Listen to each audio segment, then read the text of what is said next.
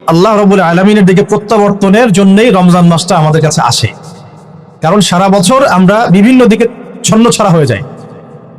একটা আছে ঘর, এই ঘরের মধ্যে অনেক মানুষ আছে, এই মানুষগুলো বিভিন্ন দিকে ছুটে চলে গেছে, তাদেরকে ঘরে ফিরিয়ে আনতে হবে।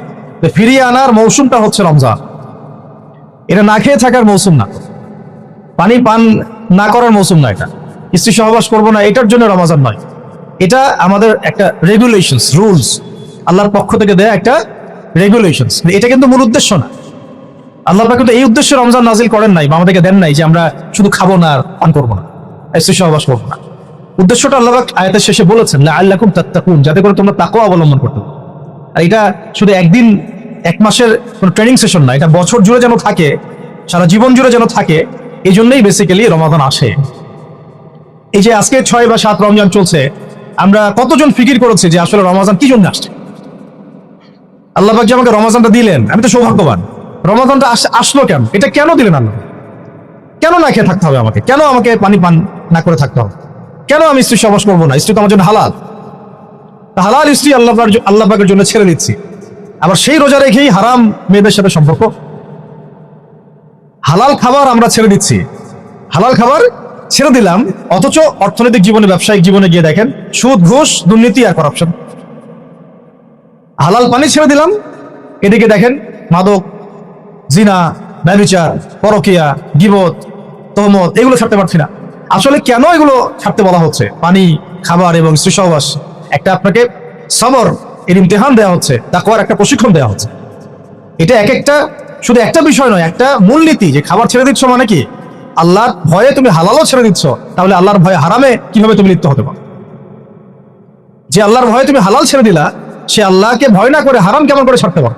মানে হারামে কিভাবে লিপ্ত হতে পারো? বিষয়টা হচ্ছে যে আল্লাহর ভয়ে আমি হালাল খাবার ছেড়ে দিলাম, সেই আল্লাহর ভয়ে কেন আমি হারাম ছাড়বো না? লজিকটা কি? এটা মেক সেন্স না? যে আল্লাহ পাকের ভয়ে আমি হালাল ছেড়ে দিলাম, হালাল খাবার ছেড়ে দিলাম, তাহলে কেন আমি আল্লাহর ভয়ে হারাম ছাড়বো না?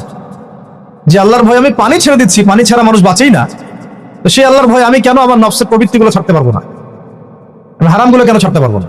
যে আল্লাহর ভয়ে আমি হালাল স্ত্রী ছেড়ে দিলাম, তো সেই আল্লাহকে কি আমি তখন ভয় করি না যখন আমি হারাম মেয়েদের সাথে সম্পর্ক করি? এই প্রশিক্ষণটা দেওয়ার জন্য রমাদান আমাদের মধ্যে আসে, যাতে আমরা তাকওয়া অবলম্বন করতে পারি। এটা কি? আল্লাহ ভীতিটা কি? এক কথায় আনতা আবুদুল্লাহ কাআন্নাকা তারা, তুমি এমন ভাবে আল্লাহর ইবাদত করবে যেন তুমি আল্লাহকে দেখতে পাচ্ছ। আল্লাহকে যদি আমরা দেখতে পারতাম, তাহলে আমরা কি এক ওয়াক্ত নামাজ কাজা করতাম বা করতে পারতাম? না পড়ে থাকতে পারতাম, যাকাত না দিয়ে থাকতে পারতাম, সুদ খাইতে পারতাম, জিনা করতে পারতাম, ঘুষ খাইতে পারতাম, জুলুম করতে পারতাম, মানুষকে এইভাবে ঠকাতে পারতাম, ভাবে কম দিতে পারতাম, এইসব কবিরা গুনাহ করতে পারতাম আল্লাহ যদি সামনে থাকতেন? আল্লাহ পাক হাদিসের মধ্যে রাসূলের মাধ্যমে এটা জানাচ্ছেন, এমন ভাবে আল্লাহ ইবাদত করো যেন তুমি আল্লাহকে দেখছো। ওয়াইল্লাম তাকুন তারাহু ফাইন্নাহু ইয়ারাক, তুমি যদি আল্লাহকে দেখতে না পারো, জেনে রাখবা আল্লাহ তোমাকে দেখছেন। এটা হলো ইহসান, এর সাথে তাকওয়া সম্পৃক্ত।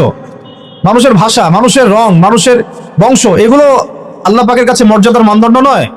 ইল্লা তাকওয়া, শুধু তাকওয়াই। ইন্না আকরামাকুম ইনদাল্লাহি আতকাকুম, তোমাদের মধ্যে সবচেয়ে আকরাম ব্যক্তি আল্লাহর কাছে সেই যে ব্যক্তি আল্লাহ পাকের কাছে অনেক বেশি মুত্তাকি, পরহেজগার। এবং এটা বাহ্যিকভাবে লেবাস, পোশাক, দাড়ি টুপি দিয়ে বোঝা যায় না। এটা থাকে আত-তাকওয়া হা হুনা, কলিজার মধ্যে থাকে। আমার দাড়ি টুপি, জুব্বা, পাগড়ি দেখে আপনি বলতে পারবেন না যে আমি খুব মুত্তাকি মানুষ। এটা বলার কোনো সুযোগই নাই। আপনি ধারণা করতে পারেন সর্বোচ্চ যে হতে পারে মানুষটা ভালো, কিন্তু সে কতটুকু ভালো, কতটুকু মুত্তাকি, এটা আল্লাহ ছাড়া কেউ জানেন না। আর এই রমাজানে কি হয়েছে? কেন রমাজানে এত করে আমরা আয়োজন করছি, সাওম রাখছি, যাকাত দিচ্ছি, তারাবি পড়ছি? আসলে খাসিয়াত কি? রমাজানের খাসিয়াতটা কি? খাসিয়াত হচ্ছে এই মাসে কোরআন নাজিল হয়েছে। সুবহানাল্লাহ। যদি কোরআন শাবানে নাজিল হতো, হয়তো শাবানে 1 মাস আমরা রোজা রাখতাম, কিন্তু কোরআন নাজিল হয়েছে রমাদানে, লাইলাতুল কদরে। ইন্না আনজালনাহু ফি লাইলাতুল কদর, এটা 1000 মাসের চাইতেও উত্তম। ফেরেশতাগণ নেমে আসেন, জিবরাইল আলাইহিস সালাম নেমে আসেন, সালাম শান্তি বর্ষিত হতে থাকে। এটা রমাদানের শেষ দশকে আছে। এই রমাদানে কোরআন নাজিল হয়েছে। কি উদ্দেশ্যে কোরআন নাজিল হয়েছে? 40 দিন পড়ার জন্য নিশ্চয়ই, 3 দিনের দিন পড়ার জন্য, বছরে একবার খোলার জন্য, সারা বছর ধুলায় পড়ে থাকবে আমার মেসের উপরে, এই জন্যে।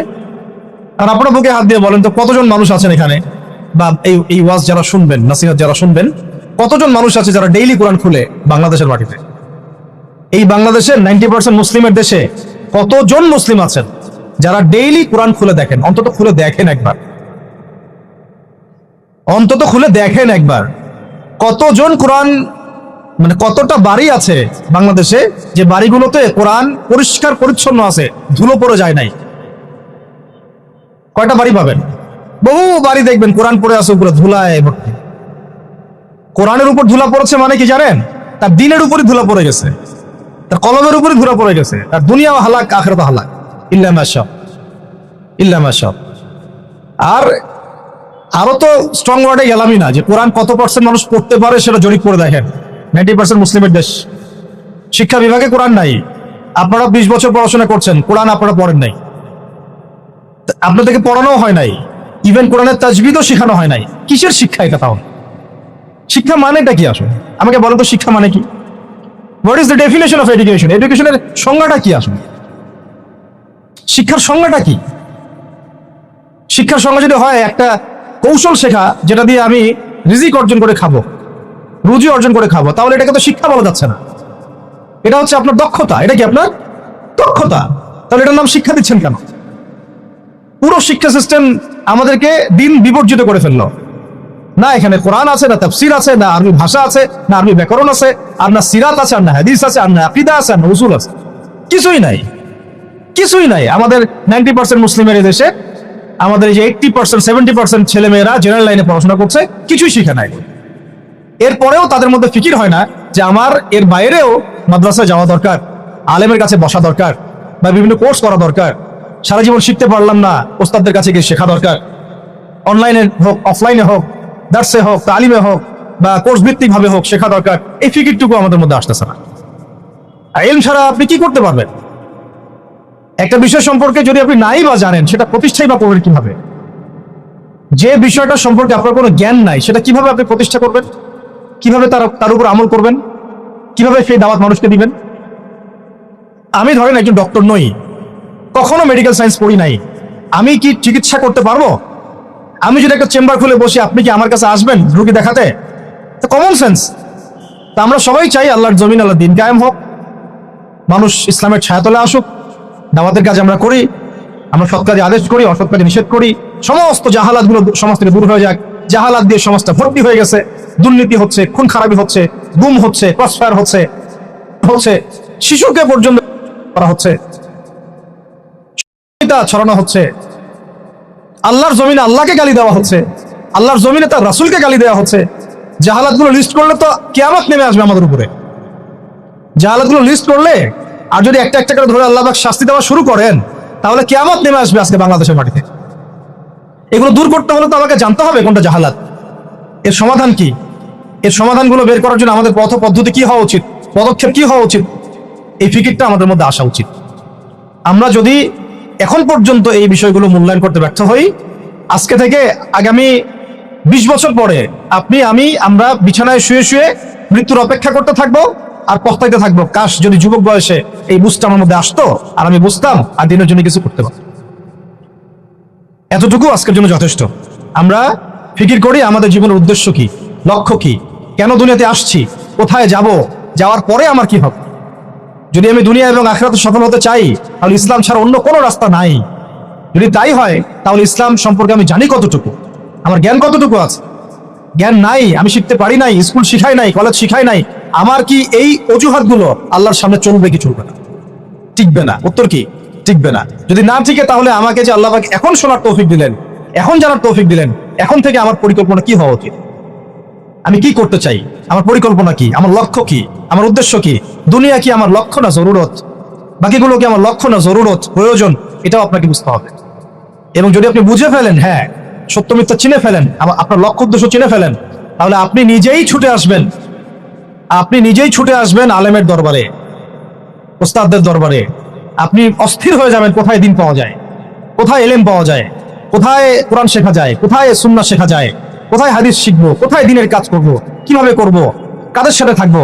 এই তাড়না আপনাকে হকের পথে নিয়ে আসবে ইনশাআল্লাহ। আর এই তাড়না যদি না থাকে, আর যদি আমরা হেলায় খেলায় সময় নষ্ট করতে থাকি, আর যদি মনে করি যে না এই দায়িত্ব আমার না, অন্যরা করবে, আর যদি মনে করি যে না সবাই হালাক হয়ে যাক, আমি তো ঠিক আছি, তাহলে জেনে রাখবেন আজকে থেকে 5-10 বছর 20 বছর পরে এমন আফসোস আমাদেরকে করতে হবে যে যখন আফসোস করে আর কোনো লাভ হবে না, বেশক কোনো লাভ হবে না। আর যদি ওই আফসোসেরও সুযোগ আল্লাহ না দিয়ে তার আগেই মৃত্যু দিয়ে দেন, তাহলে তো আর দুনিয়াতে দ্বিতীয়বার ফিরে আসারও কোনো সুযোগ নেই। অতএব যুবক ভাই, আপনাদেরকে মানে স্ট্রংলি বিষয়গুলো আমি নসিহত করছি, চেষ্টা করছি যে অনতি বিলম্বে রমাজানের এই হক আদায়ের চেষ্টা করেন, কোরআনের কাছে আসার চেষ্টা করেন।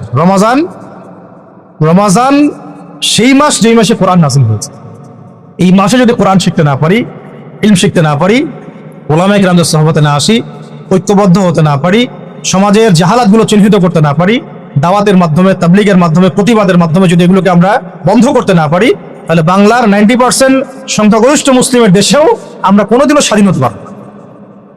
বরং আমাদের উপরে ছড়ি ঘোরাবে পশ্চিমারা, হিন্দুত্ববাদীরা, উগ্রবাদীরা, সমাজের মুনাফিকরা, ফাসেকরা, জালেমরা, ফ্যাসিস্টরা। এরা আমাদেরকে দাসের মতো দাসত্বের শৃঙ্খলা আবদ্ধ করে রেখে দিবে। এখান থেকে কি আপনারা বের হতে চান না? যদি এখান থেকে আমরা বের হতে চাই, তাহলে আমরা সবাইকে যার যার জায়গা থেকে চিন্তা করতে হবে, কাজ করতে হবে, এবং যারা কাজ করছেন তাদের সাথে জুড়ে থাকতে হবে। আল্লাহ পাক আমরা সবাইকে কথাগুলো বোঝার, আমল করার তৌফিক দান করেন, আমিন। আল্লাহ পাকের দরবারে শুকরিয়া জানাই যে আল্লাহ পাক আমাদেরকে আজকে সমরত অবস্থায় এই ইফতার